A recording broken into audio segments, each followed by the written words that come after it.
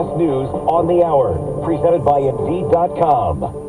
I'm Steve Kathan. After a day of deadly and dangerous flooding, New York's Governor Kathy Hochul credits military people at West Point for helping save lives. Brave crews came all the way from West Point, not going to foreign lands to save people, but right here in their own backyard, and I am so grateful. At least one death is blamed on the surging water that hit New York and other parts of the Northeast. CBS News meteorologist David Parkinson. The torrential rain that is going to be over an area that cannot handle it in a short period of time. This could be the most impactful flood event in Vermont since Hurricane Irene, and that devastated the state. Forecasters say it'll be a 10th day in a row where temperatures hit or top 110 in Arizona. The Weather Channel's Stephanie Abrams says the sweltering heat is on the move. Our high pressure in the southwest is expanding its reach. That means triple digits from California to Texas. And by Friday, it'll feel like 100 degrees or more for 90 million Americans across the South. A notorious former sports doctor convicted of sexual assault was stabbed several times at a federal prison in Florida.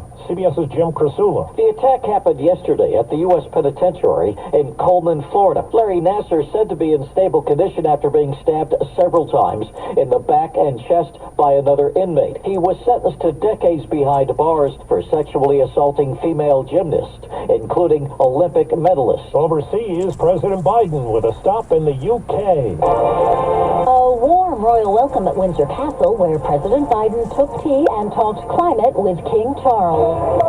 Earlier, warm public smiles and handshakes with Prime Minister Rishi Sunak. But the private meeting touched on Mr. Biden's controversial decision to give Ukraine cluster munitions, which the UK and several other NATO members have banned. Vicky Barker, CBS News, London. Well, correspondent Cammie McCormick tells us about a meeting involving Russian President Vladimir Putin right after the uprising by a mercenary group. A Kremlin spokesman says Putin met with Wagner leader Yevgeny Prigozhin for 3 hours in late June, and Wagner military commanders were also present. The meeting took place at the Kremlin. Prigozhin's mutiny stemmed from his long-running criticism of Russia's top military brass.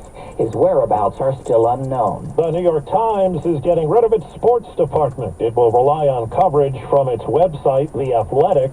The paper says no layoffs. 35 affected staffers will take on other jobs at the paper. Wall Street, right now the Dow is up 112 points. The S&P is down about 5 points. Well, that's today's news. I didn't hear the good news, did you? I didn't think so. I guess it's all about perspective. The glass is half full. Well, as always, I want to thank you again for coming along with me on these Dash Cab adventures. You know the drill. Peace, love, and all that hippie jazz. Bye-bye, everybody.